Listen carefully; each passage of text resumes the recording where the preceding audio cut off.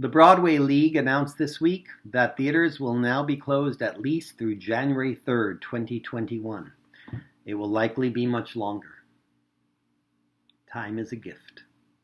We have just been given the gift of not a few hours, not a month, but in all likelihood, a year. What would you like to do at that time? Let's plan, and not just one plan, not just a plan for a month or the summer or through 2020. Let's plan for the next 200 years. Let's have a PLANdemic. This is Arnold Mangioli for Grateful, Ready, Open, Willing, and I am delighted to be with you today. Think back to when this year began. Only 6 months ago. Maybe seems like longer. Suppose you were told, take a year off. Wouldn't that have been received as the most welcome break? Everything will stop and wait for you. Just take a break. Think of it as borrowing a retirement year. Most of us spend 20 to 25 years in school for our first part of life, and then from age 20, 25 to like 68 or 70, that's our career life, and then we get to retire somewhere from 70-ish to 90-ish or however long we live. Take one of those retirement years and enjoy it now. What a wild ride, huh? This year we've gone from the impeachment to the coronavirus pandemic to the Black Lives Matter movement reaching its glorious crescendo into the presidential election, which is only 118 days from now.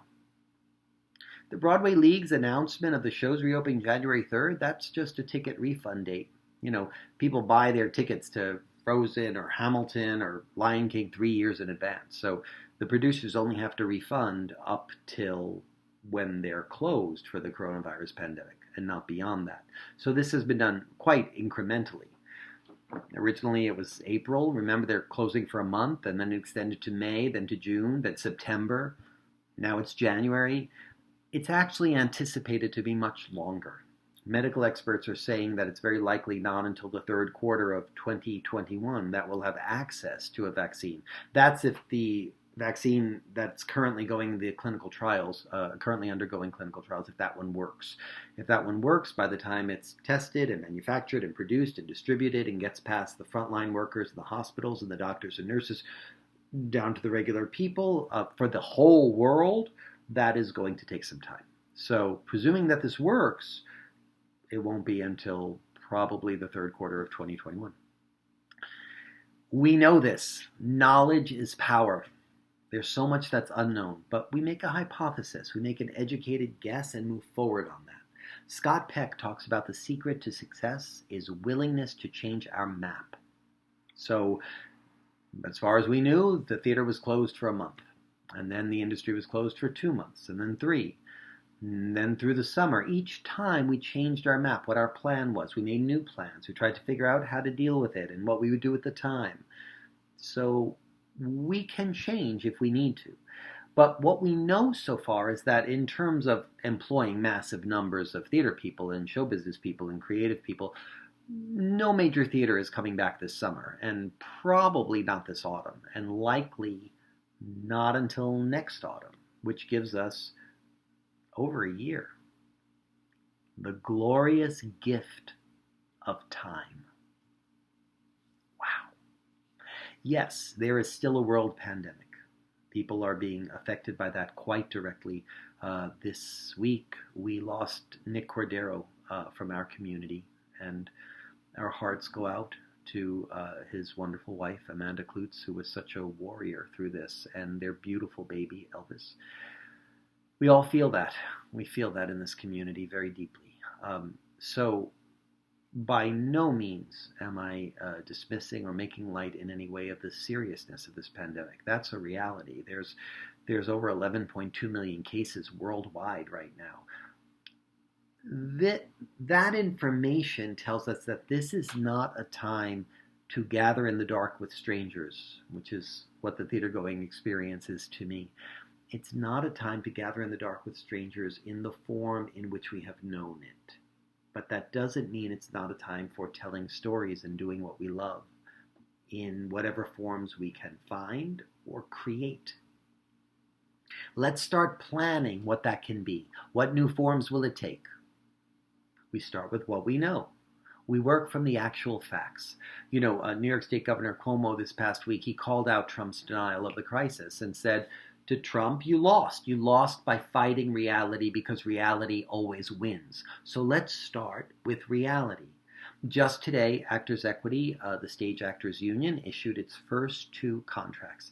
2 instances, Barrington Stage and the Berkshire Theater Group, in which working conditions appear to be safe for their members. Barrington is doing one-person shows, space the seats apart, put in an air filtration system in the theater, is disinfecting before and after every performance. Awesome. And Berkshire Theater Festival is doing an outdoor Godspell, with, I think it's 10 actors, 11 actors. I think it's 10 actors. So with Barrington and Berkshire, that's 11 actors employed. I know that's very little, but up from 0, it's a big step in the right direction. Still, theater as we've known it, on pause for a while. We know that the federal subsidies to state unemployment, it appears, will not be renewed. Mitch McConnell is sitting on the bill that came from the House, which offers further assistance to people like us whose industry has been decimated, that the $600 a week federal subsidy to the unemployment insurance will end at the end of this month, the end of July. And the Republican Senate decided instead they would offer a whole $450 as a bonus to anyone who goes off of unemployment and goes back to work. In show business, we're not able to go back to work because there isn't work. Hello? It reminds me of something I heard a while back. Politics is Hollywood for ugly people. Financial hardship can be a reality for those of us in show business. But hey, those of us in show business, we've been there, done that. Are finances a concern? Just financials? We are experts at survival jobs. We are experts at figuring out what we can do with our time and get paid for as a side hustle. We're better at that than anyone. We have more experience doing it than anyone. My 93-year-old mom said to me recently, I was explaining to her what the reality was with the pandemic and how the industry is temporarily completely closed and the need for work. And she said, oh, that's okay. You'll find something. And I said, thanks, Mom. She said, no, you will. It's okay. The way it works is, you do something for a while. It might not be the thing that you really want to do, forever, but for a little while, it's okay. And you do that and you make the money and then you go back to doing what you love as soon as you can. So that's one way to do it. Wisdom. There's a great story years ago, back in the 80s. There were these delicious pound cakes. And every theater at intermission sold them. I ushered at every theater in New York City back then. So all the time just took in as much theater as was possible. Very often, 7 or 8 times a week. And at intermissions, people started requesting these delicious pound cakes because some theaters had them, some didn't, and all of them eventually got them. And these pound cakes, there was like a lemon loaf and a carrot cake and a regular pound cake and a marble cake. They were sold by the slice.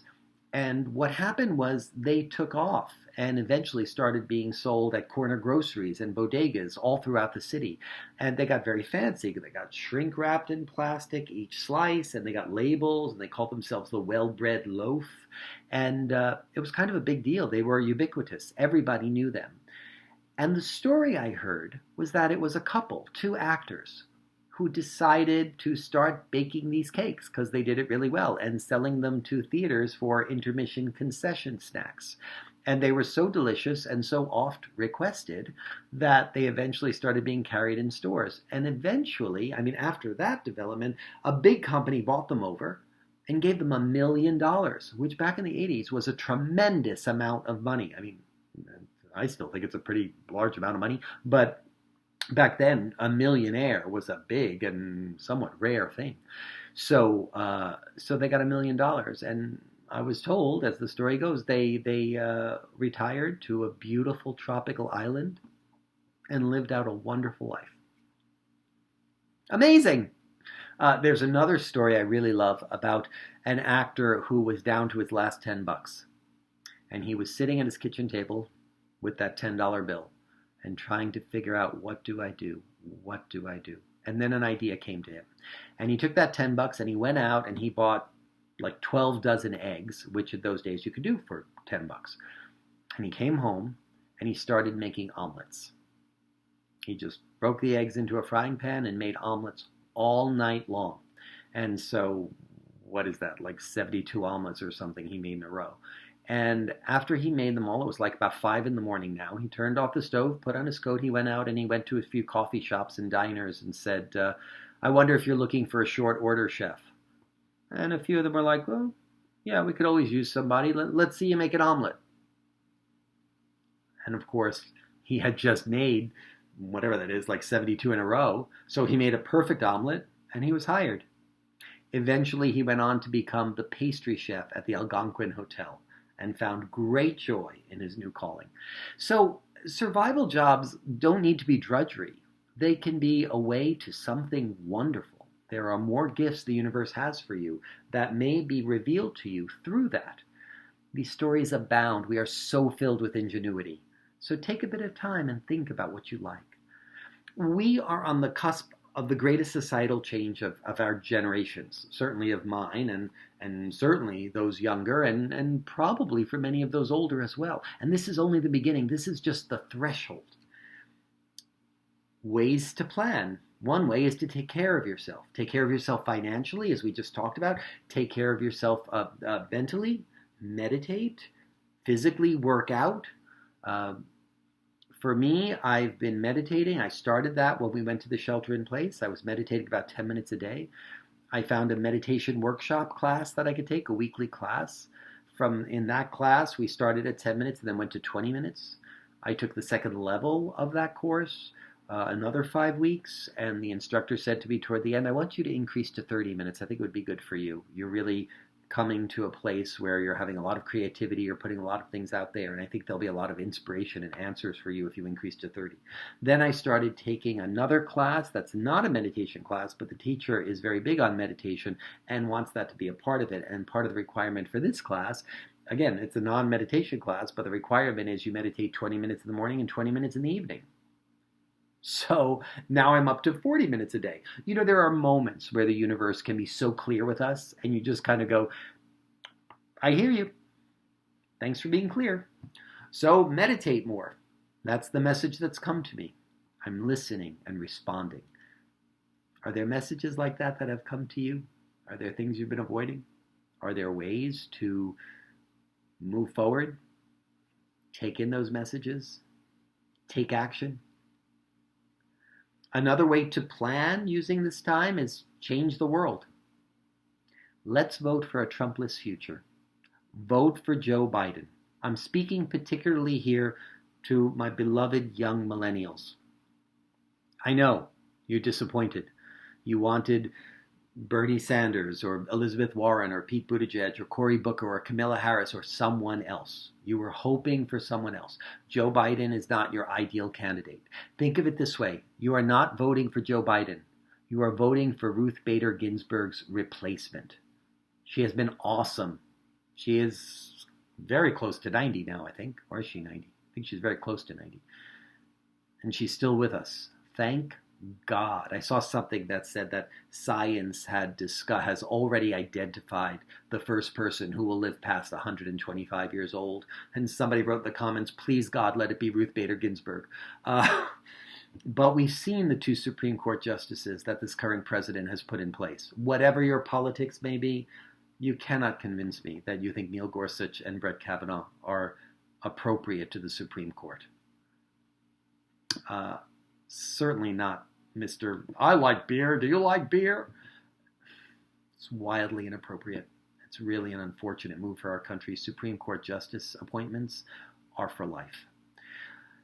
So it's very likely the person who begins as president in January of 2021 will be appointing Ruth Bader Ginsburg's replacement. You will vote for Joe Biden, and you will have all of your candidates in the government.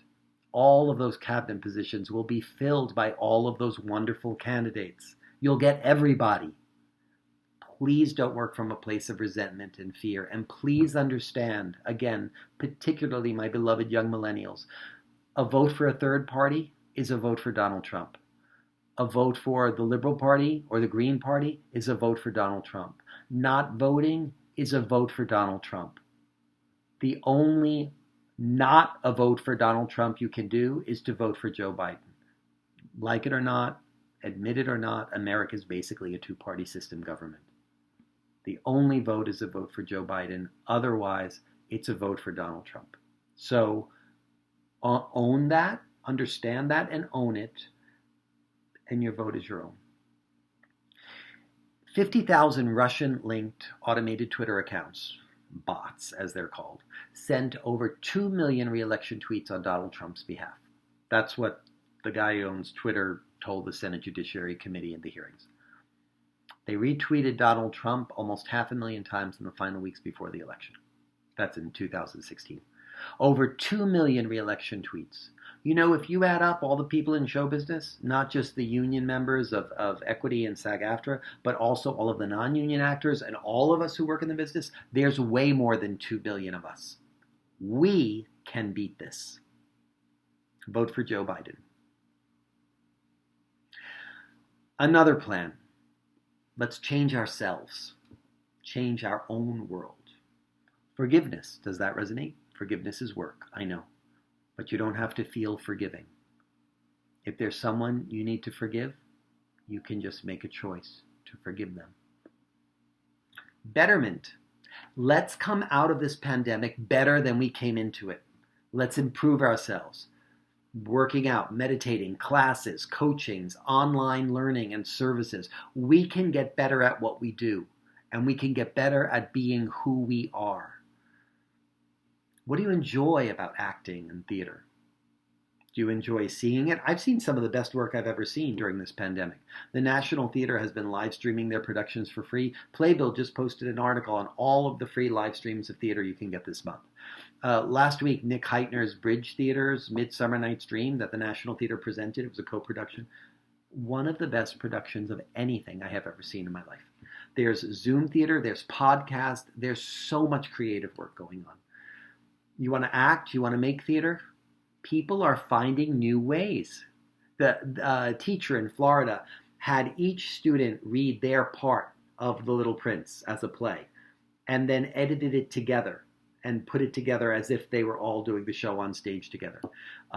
In Denver, audiences drive up in their car and watch a play. I think it's called Grasshoppers or something. It's 4 actors. They're spaced 6 feet apart, and people watch the play from their cars. In Arkansas, in an outdoor amphitheater, the Great Passion play is being performed. The one actor playing Jesus does not wear a mask. Everyone else does. It's sort of costumed like ancient biblical times with mask pieces on. Next week, the Public Theater will present Free Shakespeare in the Park on the radio. From open air to on the air, July 13th to 16th on WNYC, you can hear Richard II.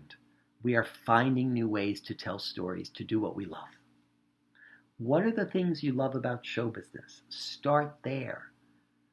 Making our own schedule, making our own hours. Okay. Well, for many of us right now, we can. Dressing up, is that what you love? The costumes and makeup? You can do that. For fun. Do the things that bring you joy and make you feel connected to your theater work. Is it telling stories? Tell stories. Get together with people, do Zoom readings together or read plays with your fellow actors, socially distant. Is it being part of the community? Celebrate. Feel all the triumphs of how we're getting our stories across. Participate, watch, attend, listen, be fully present.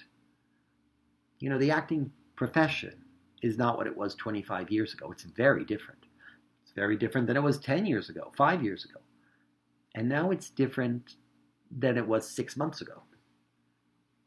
We as casting directors, we want to see what you have to show us after all of this.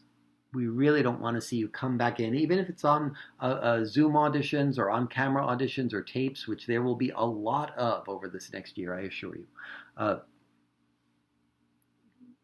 Don't come to it rusty and tired and hopeless as if Well, I never put myself on tape with a monologue before. Start putting yourself on tape with monologues.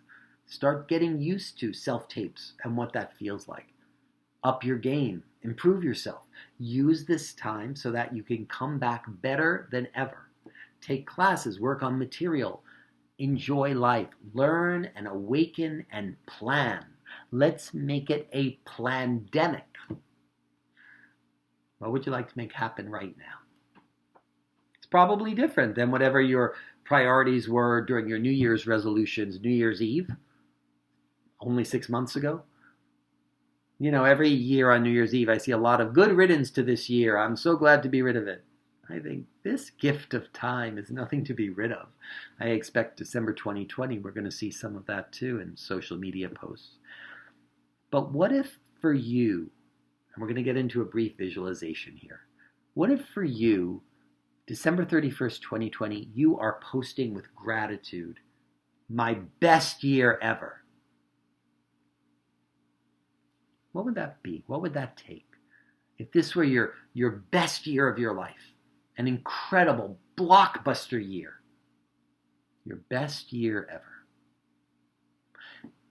Take a moment, close your eyes for a second, a minute. Just hear my voice, get in touch with your breathing. Just breathe.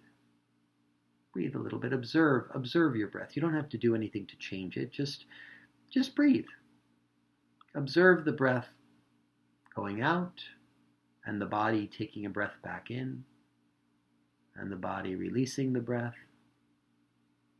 taking a breath back in. Don't do anything to change it. Don't speed it up or slow it down. Just observe it. Observe your body's breathing pattern and just connect with the breath for a minute. Relax your body. Whatever position you're in, standing, seated, lying down, just relax. Let the tension melt away and just enjoy breathing. Oh, doesn't it feel good, that life source? Clear your mind. Let all the thoughts dissipate. All the to-do lists, all the things that clutter our minds during the day, let them all drift away. And now imagine that it's December 31st, 2020. And this crazy, bumpy year, with all the things that happened, turned out to be great. Turned out to be your best year ever. Your ideal blockbuster year. What made it that way? What happened? What occurred that made this your best year ever? Just think of those things that happened. Maybe there were 3 things, maybe there were a half dozen things, maybe 4 or 5. But what are some of the things that made this year really great for you? Was it something work-wise? Was it some connection? Was it something to do with relationship? Maybe your relationship rekindled. Maybe you met someone really special. Maybe your relationships in your life with coworkers, with friends, with family members got better. Maybe tensions were lifted. Maybe you were able to forgive someone and unburdened yourself. What happened? Maybe you created something really wonderful. Maybe you found a new way to tell stories. Maybe you contributed in some way to something extraordinary. Maybe you found a new way to do something. Maybe you just decluttered and made your living space into some sort of utopia that you'd always dreamed of. What happened that made 2020 your best year ever? And in your mind, make a list of those 3 or 4 or 5 or 6 or 10 things that all happened in one wonderful year, perhaps related to your being given the gift of time to do things. And when you have a clear picture of that, you can come out of the visualization if you like, or you can stay in it a while longer. But at some point, I urge you to write down those things. I urge you to write down the things that made 2020 your best year ever. I urge you to write them down on large pieces of paper in very bold marker and print and tape them all over your house so that you see them everywhere, so that your mind keeps dwelling on all of those wonderful accomplishments and all of those things you'd ideally like to see happen as having happened. And you stay in that vibration. Then let's come up with a plan. You know, there's 168 hours in a week. We sleep maybe 8 hours a night, so maybe that's 58 of them. That leaves 112 hours.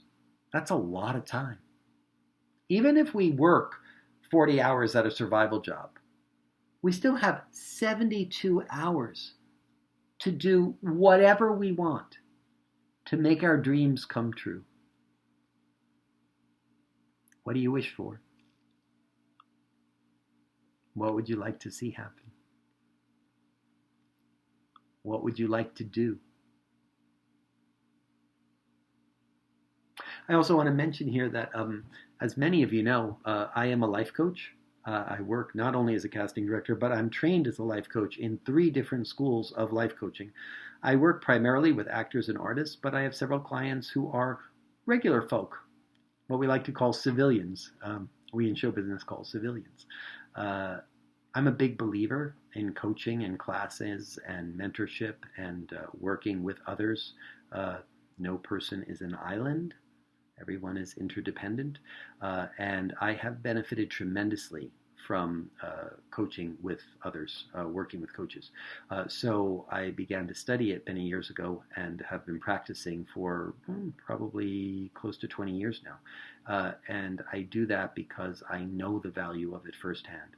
So if you'd like to chat about that, if that would help you make this year's dreams come true, please feel free to touch base with me. I'm very easy to find online, or you can just leave word in the comments below and we'll touch base and talk about that. In the meanwhile, enjoy your best year ever. This is Arnold Mangioli for Grateful, Ready, Open, Willing. Delighted to be with you, and I look forward to next time. Thanks.